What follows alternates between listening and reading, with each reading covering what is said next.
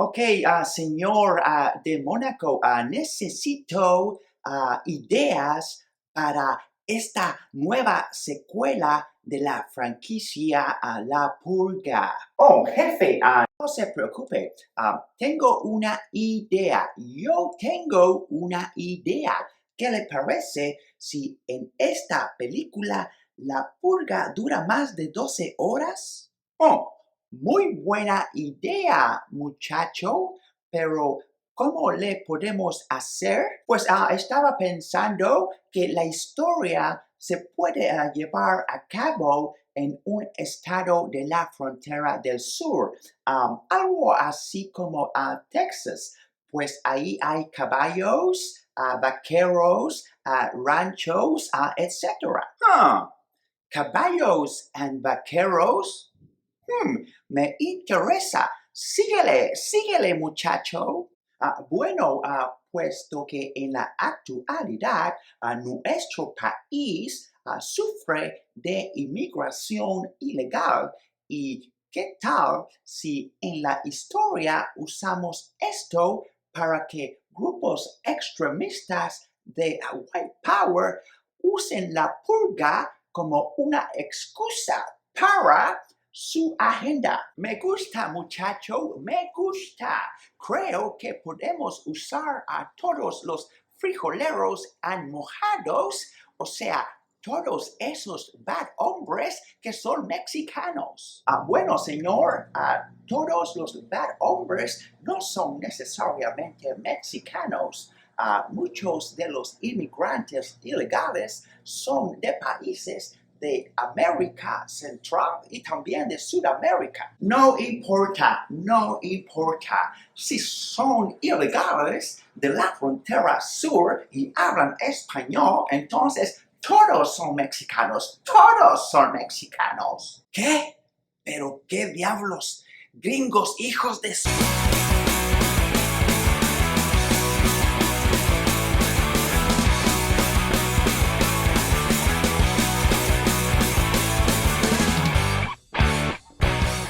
Alright, so I actually had a pretty good time with the Forever Purge, to my own surprise.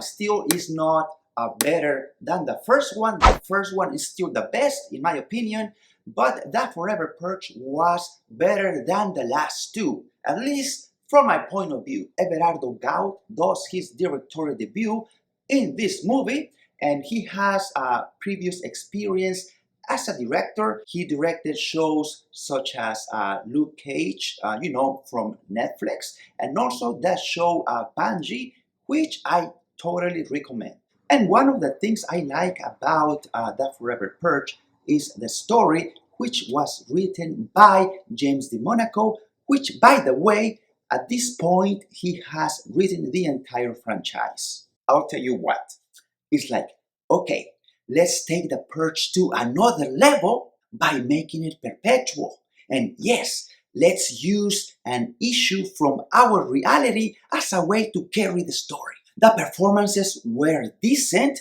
and for some unknown reason, I found the main characters interesting, especially Ana de la Reguera, also known as Encarnación. Encarnación. Encarnación, encarnación, encarnación. Tell me, who is this Encarnación? Bad guys or villains? Sure, why not? Actually, we have two of them. One in the first act and another one in the last act. Both of them without any depth, but at least they serve their purpose. And from my point of view, the movie was shot properly, and as a matter of fact, there is a one-shot scene. Yeah, granted, it's not that long. It's probably about 7 or 10 seconds, but it was noticeable, at least to me, and I just wanted to point it out. The cinematographer was Luis David Sansas from the Netflix original series Narcos, and also from the movie The Belko Experiment. And even though the story explores the violence and the hate or the differences that people have just because they have a different skin color. In the story, we also see the other side of the coin that usually the media forgets. Not everyone is racist. The movie is not great, but it's entertaining. I mean, it has, the typical jump scares, and towards the end, there is a little bit of CGI, which is very questionable. The story has a few moments that I was like, nah, are you serious? Without telling you any spoilers, I'm gonna give you just two examples. Like one of them, there is key information said in the story only once, and after 10 months, like 10 months later, one of the characters is like, oh, I just remember key information that was said to me once 10 months ago. Wow, my memory is great. And another example is about the character of Ana de la Reguera, which, like in the movie, she's an illegal immigrant. She moves to the States, she doesn't speak the language, and then 10 months later, boom, she's like freaking fluent. I'm like, are you serious? I mean, like, what kind of program, what kind of ESL program this girl took in the story? Anyway, yeah, in the story, she's listening to podcasts, and I was like, man, I need to listen to that stuff. Oh, and before I forget, this video is brought to you by Inglés Sin Barreras. And again, I had a pretty good time with the Forever Purge. Still not as good as the first one, but better than the last two. So I can watch the Forever Purge again, no problem. No problem. And lastly, okay, how may I put it? All right, there is one main character in the story, and the name of the character is Juan. Okay, Juan, Juan.